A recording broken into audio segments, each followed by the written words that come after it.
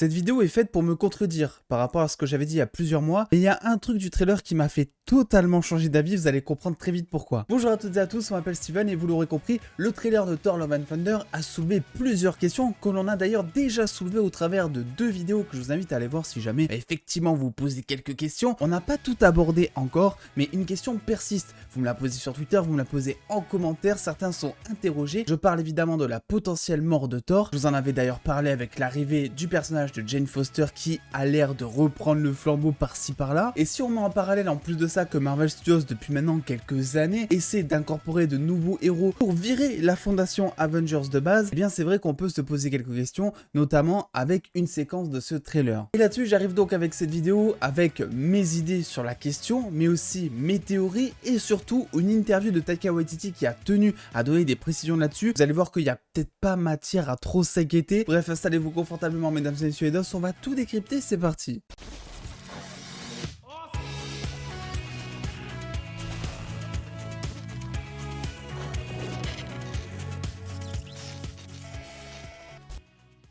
Mais avant de commencer, comme d'habitude, gros merci à NordVPN qui sponsorise la chaîne pendant plusieurs mois cette année. C'est grâce à eux qu'on peut faire des petits projets par-ci par-là. Tiens au courant très vite, il y a des choses qui vont avancer. Alors comme d'habitude, je vous parlais des chronologies des médias et là ça me semble d'autant plus important puisque vous le savez, dernièrement on a eu un certain film qui s'appelle Doctor Strange 2 et qui personnellement est déjà dans mon top 5 MCU et ça je vous en parlerai aussi très vite. Et bien sachez qu'il y a certaines rumeurs assez fiables à prendre avec des pincettes qui disent que Doctor Strange 2 sera disponible aux États-Unis à partir du 22 juin. Donc au moment où vous voyez cette vidéo, c'est vraiment dans quelques jours et autant vous dire qu'en France c'est vraiment pas pour de suite puisque même avec la nouvelle chronologie des médias, ça ne sera pas avant octobre 2023 que vous pourrez avoir accès à Doctor Strange 2 sur Disney+ en France. Qui du coup selon moi assez dommage vu qu'on paye plus ou moins le même prix d'abonnement Disney+ que ce soit en France ou aux États-Unis et on n'aura pas accès à ce film qui est quand même selon moi masterclass. Donc évidemment ce que je vous propose c'est d'installer NordVPN qui dira à votre Disney+ une fois activé, que ce soit sur votre ordi, votre PC, votre tablette, votre Tamagotchi, bref c'est dispo partout. Bah tiens, en fait j'habite aux États-Unis, hop, l'application se charge de changer votre adresse IP et vous pouvez avoir accès à tous les catalogues américains, aussi d'un petit peu tous les pays. Là c'est vraiment qu'un exemple qu'il y a énormément de pays accessibles via NordVPN. Évidemment il y a des petits bonus, par exemple si vous êtes comme moi et que vous profitez des longs trajets en train pour pouvoir bosser, vous connecter à la Wi-Fi du TGV, ce qui est assez risqué. Bien NordVPN se charge une fois activé là aussi de sécuriser votre connexion et donc vous pouvez naviguer en toute tranquillité sans risquer d'attraper des malwares, des virus, etc. Bref, au moins on peut vraiment se concentrer à la tâche. Je vous laisse donc la curiosité d'aller essayer tout ça, il y a bien plus de fonctionnalités pour le même prix, vous avez une grosse réduction en description. Si jamais en plus de cette offre vous n'êtes pas satisfait, et bien vous serez remboursé sous 30 jours, voilà c'est vraiment le deal. Encore une fois, grand merci à NordVPN de collaborer avec moi, vu que moi ça fait depuis avant que j'ai ma chaîne YouTube que je les utilise, donc c'est moi quand ils sont venus me voir j'étais assez content. Et puis nous c'est parti, rentrons du coup dans le vif du sujet si vous le voulez bien. Le trailer commence sur des chapeaux de roue avec au premier abord quelque chose que l'on ne soupçonne pas. Pourquoi? Parce que nous tout ce qu'on attend de ce trailer c'est de voir le nouveau look de Gore, alors que pendant ce temps il y a des dialogues qui ont par la suite retourné les fans. Je parle évidemment de Korg, le personnage interprété par Taika Waititi qui conte une histoire à des enfants d'ailleurs qui sont de la même civilisation que ce plan là que l'on voit ici. On a l'air également de se retrouver sur la même planète vu qu'on reconnaît l'arbre qu'il y a derrière à ce moment là. Et petite théorie comme ça vite fait, est-ce que ça serait pas la planète natale de Yondu qui fait donc partie du peuple des Atoan et ce qui pourrait aussi justifier le fait que les gardiens soient présents sur cette planète aux côtés de Thor, parce que jusque là on savait pas trop comment mêler finalement les gardiens à cette histoire avec Gore, de massacreur de dieux, etc. En fait ça serait toute l'introduction du film pour faire le lien avec la fin de Endgame et le début de Thor 4. Bon je voulais absolument revenir là-dessus parce que je l'avais pas traité en vidéo encore, mais revenons un petit peu à nos chèvres si vous le voulez bien. Korg raconte donc une histoire mais il la raconte au passé, ce qui selon certains laisserait sous-entendre que effectivement Thor n'est plus de ce monde, il en parle vraiment comme si c'était un héros de guerre, comme si c'était une légende, comme si il était mouru au combat. Et vous me connaissez, ça fait 3 ans que sur la chaîne on regarde des trailers, etc. Ça fait depuis presque 20 ans que je suis fan de Marvel, que je regarde les films, etc. Je peux vous dire une chose,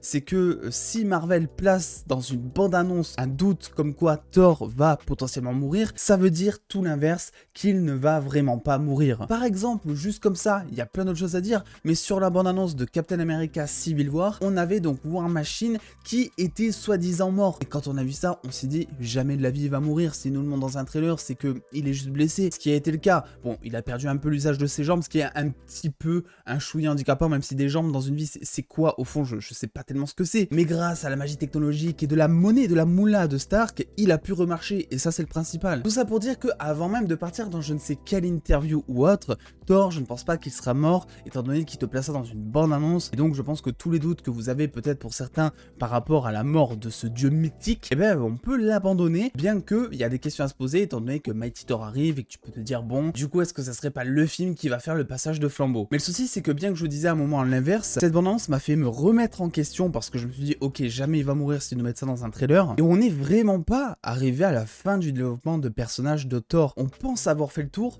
mais c'est absolument pas le cas, vu que Thor est confronté à deux personnalités, et ça on a du mal à le voir étant donné que c'est un des rares héros qui ne porte pas de masque et qui ne se la joue pas en mode double identité à la Spider-Man avec la presse d'un côté, les humains de l'autre et les Avengers au centre. Thor est un personnage qui est né Dieu, en tout cas c'est ce que ça devait être, il devait prendre le trône, etc.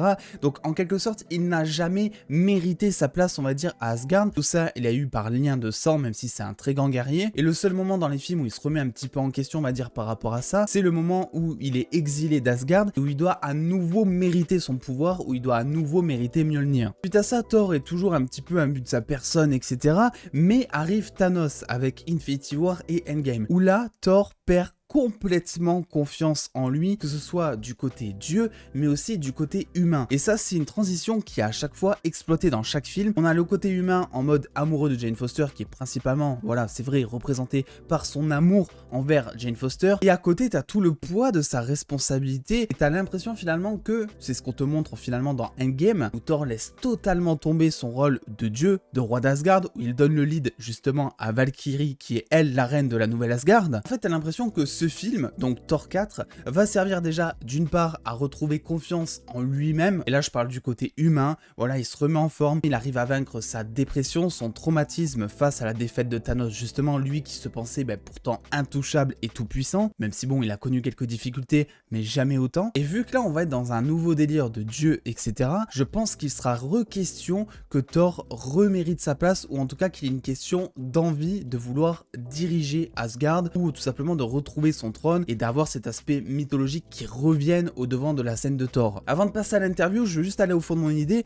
Je pense que c'est aussi pour ça que beaucoup se plaignent du fait que Thor c'est un petit peu une blague depuis quelques films, etc., ce qui est totalement vrai. Je pense que c'est là aussi toute la volonté de Marvel Studios de nous montrer son côté humain. L'humain finalement représente un être qui n'est pas parfait, contrairement à un dieu qui a plein de responsabilités, qui doit prendre des choix compliqués et assez neutres, en tout cas en théorie. Et c'est vrai que là, notamment depuis Thor Ragnarok, on est sur un Thor qui est vraiment plus humain, avec beaucoup plus de bêtises, beaucoup plus de blagues, et je pense que on peut peut-être se rassurer, en tout cas pour ceux qui n'avaient pas aimé Thor Ragnarok, que le personnage de Thor dans ce film va encore progresser jusqu'à peut-être prendre le siège d'Asgard comme il est question dans les comics. Valkyrie, elle, en plus, a l'air d'être animée par une toute autre passion. On a l'air de comprendre dans ce trailer qu'elle pourrait avoir des sentiments envers Jane Foster. D'ailleurs, me concernant, je sais pas si je vais me faire trucider en disant ça, mais j'ai jamais vu Valkyrie en tant que reine d'Asgard définitive. Pour moi, c'était juste temporaire, hein. Je l'avais compris comme ça. Ça me semblait tellement logique qu'à un moment, Thor va revenir sur le trône. Donc en gros du gros, pour résumer, on a d'une part cette phrase du trailer qui nous insinue à penser que Thor va mourir dans ce film. Du coup, si on t'insinue à penser ça dans un trailer, c'est que très certainement il ne va pas mourir dans ce film. Et ensuite, on a le développement de personnage de Thor qui, selon moi, n'est absolument pas terminé. On y est presque, hein. Voilà, pour moi, le personnage parfait de Thor dans le MCU, c'est le personnage qui arrive à merveille à lier ses émotions avec ses responsabilités sur le trône d'Asgard. Donc on s'y rapproche un petit peu. Et pour moi, on n'y est pas encore, loin de là. Gorr lui-même en personne a l'air de teaser ça, étant donné qu'il y a une phrase de dialogue où il parle directement à Thor et où il dit qu'il ne ressemble à aucun dieu qu'il qu'il a déjà affronté jusque-là et qu'il a un truc en plus. Sous-entendant alors à ce moment-là qu'il parlait de son amour pour Jane Foster, qui représente, comme je vous l'ai dit, la part de son humanité, et donc forcé de constater que pour être le meilleur dieu et pour venir à bout de Gorr, il faudra allier cette humanité avec sa part divine. D'ailleurs, petite mention juste comme ça, on sait pas vraiment si à ce moment-là il parle à Thor ou s'il parle à Jane Foster, étant donné que on ne voit que Gorr et on l'entend en voix off. Mais dans tous les cas, les doutes commencent un petit peu, moi je pense, à s'évaporer maintenant dans cette vidéo pour vous, puisque Taika Waititi, en pleine interview pour Games Radar à ce moment-là,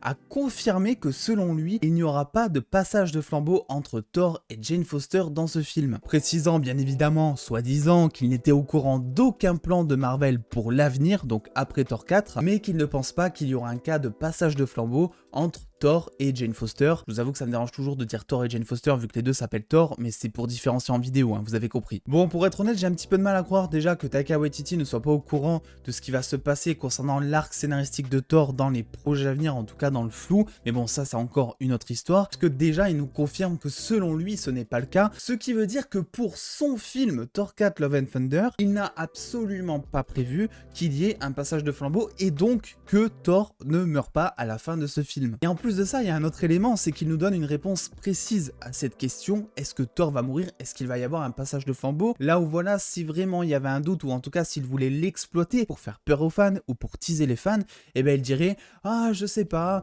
vous verrez dans le film ce qui se passe, etc. » comme ils ont l'habitude de faire à chaque fois. Donc là, le fait qu'il réponde directement à la question, si vous voulez, c'est que finalement, il n'y a pas grand intérêt à cette question, et qu'il n'y a même jamais pensé. Alors pour le coup, je reste par contre persuadé qu'il y aura bel et bien un passage de flambeau, mais qui arrivera un peu plus tard dans le MCU. Comme je vous l'ai dit, on est un petit peu loin de la fin du développement de personnage de Thor. Il y aura aussi peut-être un délire à faire de mentor entre Thor et Jane Foster afin qu'elle prenne sa place, on va dire, de tout puissant. Une chose d'ailleurs qui débutera très sûrement dans ce film, mais qui aura peut-être l'intention de persister dans certains projets futurs, étant donné qu'avec tous les délires du nouveau Asgard, de Gorr qui va arriver pour défoncer tout le monde, etc., et de tout ce que l'on ne sait pas encore dans le film, il va s'y passer des événements, et donc on pourra pas pleinement exploiter cette relation Jedi-Padawan entre Jane Foster et Thor. Voilà, en tout cas, n'hésitez pas à me donner votre avis sur la question en commentaire. Est-ce que vous êtes en totale contradiction avec moi et vous pensez vraiment que Thor, ça y est, c'est caput, terminé après ce film? Ou est-ce que vous pensez qu'il y a moyen de renouveler encore le personnage, je sais pas, pour